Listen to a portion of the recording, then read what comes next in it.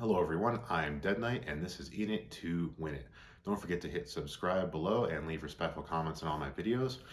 Today we are going to talk about my Wild Legend run in Season 88, which I did, believe it or not, with Hunter. So Hunter has been very much overlooked in Wild for a long time, and compared to some of the other abusive classes and archetypes out there right now, Hunter has been typically lagging behind. You almost never see Hunter on the ranked ladder Wild until you hit Legend. I've hit Wild Legend with Hunter several times with several different decks, and this time it was with even Hunter. So using Genn Greymane to get that hero power down to 1 mana and then play all even cost cards. Basically, if you compare this to Odd Demon Hunter, which is also having a hero power that deals 2 damage for 1 mana, you're looking at the same level of aggression, just a completely different playstyle though. So I've done videos about Odd Demon Hunter, which is going to be trying to get as many 1-drops on the board as possible, and then pushing heavy hero power synergies to go face with your face, and it's pretty strong, but it's got some weaknesses with all these 1-mana cards. Hunter, on the other hand, you get the same hero power bonus, but with 2-mana cards. So overall, it's a little stronger. It's not that much slower though, because of the way Hunter hero power works. So let's get right into the all-stars of this deck. What is going to synergize well with Hunter hero power? There's a ton of 2-mana cards that do this. So the first one we're going to focus on is a relatively new one, which is Felfire Deadeye. This guy came out in Dark Moon Races and reduces the cost of your hero power by 1.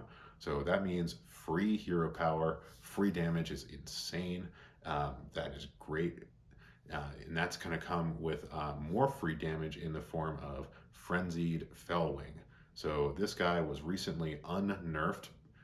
It was a 3/3 when it was printed, went down to a 3/2. Now it's back to a 3/3, and every damage you deal reduces its cost until it's free. So you can get this Felfire Deadeye out to get some free hero power damage, and then you can drop this free card when you get to attack their face. So that's your source of free damage and free board play, and then you also have another free board generation in the form of secrets. 2 different ways you can do this actually. The first one is Phase Stalker, which we all remember from Oldham, the 2/3 for 2. You're going to see a theme here, lots of 2/3 for 2s, and whenever you use that hero power, you can put a secret from your deck directly into play. This was eye-popping when it was printed, and then in practice it turned out to be just as eye-popping. It was a dominant force in the standard meta and is really good in Wild too. So you get to deal 2 damage for 1 mana with your hero power and get those secrets into play, and then those secrets are going to be stifling. So, and the other way you're getting free secrets is with an old favorite from Naxxramas, which is Mad Scientist. Gets you a secret into play from Death Rattle, and it's a 2/2 for 2. So these are early game cards that are giving you free resources, while also in some cases synergizing with the hero power. As far as the secrets go, this is where you have some wiggle room for customization. Some of the Hunter secrets, you know which ones are the strongest ones, but then there's a couple situational ones that you can tech in and out depending on what kind of matchups you see. So in this current version, we're running 2 cat tricks because spells are very prominent in this current meta, and I haven't had that much problem keeping control of the board with this deck so far. So I'm running 2 cat tricks, which gives you those 4/2 stealth whenever your opponent plays a spell. Do not underestimate how good this card is. It's so much damage, especially when you get that guy out for free. When they try to play spells to control the board, a 4/2 that they can't get rid of is going to hit them in the face, which is great. A lot of times you will be running 2 explosive traps for the extra damage. I'm currently only running 1, and I'm throwing in Wandering Monster. Strangely enough, Wandering Monster is actually better against some early decks than Explosive Trap, because getting that body on the board is huge. And a lot of times people are playing around Explosive Trap because they think it's your only out, and then you can come out with a surprise minion, which can then come back to face for more damage.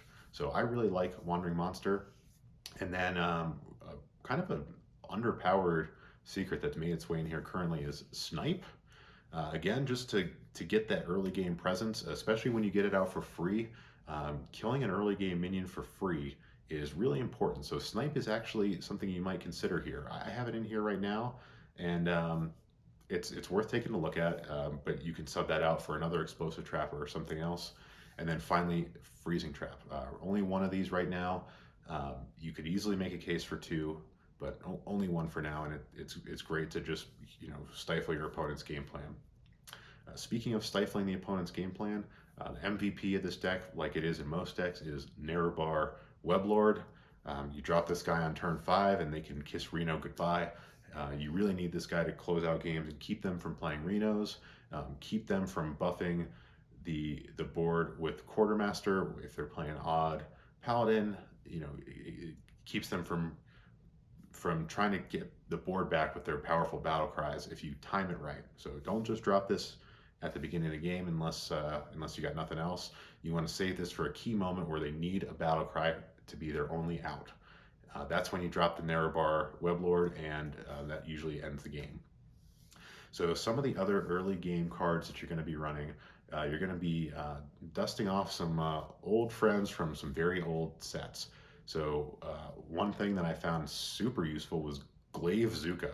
So this is a 2/2 weapon for 2 mana that gives 1 attack to one of your minions on the board. So I was playing without any weapons in this deck, and you need them. You need to be able to, again, that free damage. You get 2 damage for 2 mana when you play it, and then you get to use it again. Your other options at the 2 slot for weapons are pretty weak. Headhunter's Hatchet doesn't really help in this deck. There's not too many beasts, so getting that extra attack is pretty useful. The other weapon obviously is Rinling's Rifle. This is it's a top performing card in Standard right now.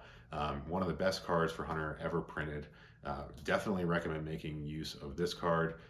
Those 2 extra secrets, there's a lot of secrets to choose from, so you won't always get one you want, but getting that surprise secret that you wouldn't ever usually play. I mean, sometimes something like Dart Trap can close out a game, which you would never play in your deck, but pretty useful when it comes for free from a rifle.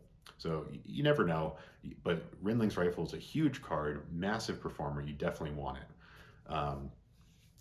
Probably the best Hunter card ever printed is not making its way into this deck, which is Deathstalker Rexxar. So I was running this for a while, and ultimately it was getting stuck in my hand, and you only really need to play that if you're gonna lose and it's your only out. Problem is, if you played another card that was more aggressive, you might not have lost in the first place. So I ended up cutting it, and I never looked back. So I really want that aggression in this deck, so we're running that. Some old cards, another old card that is getting some play here that wouldn't otherwise in other decks is Garrison Commander. So this one lets you use your hero power twice in a turn. So you compare this to some of the other cards you might be running. So firstly, it's great in the early game because you can, if you get any of these other hero power synergies like Phase Stalker, you can double up. But for 4 mana, you get to play Garrison Commander and deal 4 damage to the face. So if you compare that to some of your other options like Knife Vendor, which has become popular in really aggressive face decks, that is also 4 mana and 4 damage to your opponent's face, but it also hits you. It's not as flexible. It also hurts you. So this is just better in general. Plus, if you get the Dream, which is coining out a Felfire Deadeye, you make your hero power cost 0, and then next turn play this guy, double hero power for free on turn 2, is just bonkers. So you got a lot of potential with this guy, and I was skeptical at first, but I ended up having to craft it to actually put it in, and it's paid off. It's a really good card in this deck. Another card from early in the Hearthstone days that I crafted to roll out this deck was Steamwheedle Sniper. So you're all familiar with Dwarven Sharpshooter, of course, the 1/3 for 1 that lets your hero power target minions. And this card was crazy good. Just brought the early game to its knees by being able to turn 1 play this guy and turn 2 use your hero power to control the board. You can't play that in Even Hunter, so you can pull off Steamwheedle Sniper to do the exact same thing, except because you have it's even cost, your hero power costs 1 mana. So, obviously it's not as good as Dwarven Sharpshooter, but it's still good in this deck. That pretty much rounds it out. Obviously, you have some really powerful endgame cards. The couple cards you have that are not 2 mana, like Dragonbane, when you're talking about hero power synergies, this is the big daddy of them all. Just colossal output. Turn 5, hero power, 5 damage, either killing a large minion or hitting their face. And, it's just a crazy good card, especially in this deck. So, really lean into the hero power synergies, lean into the secret synergies, and there's so much that can control the board in this deck. Games are ending on turn 4, 5, 6 pretty regularly, and because the damage is coming from the hero power, there's not a lot of mitigation that your opponents can do, which is what I love about this deck.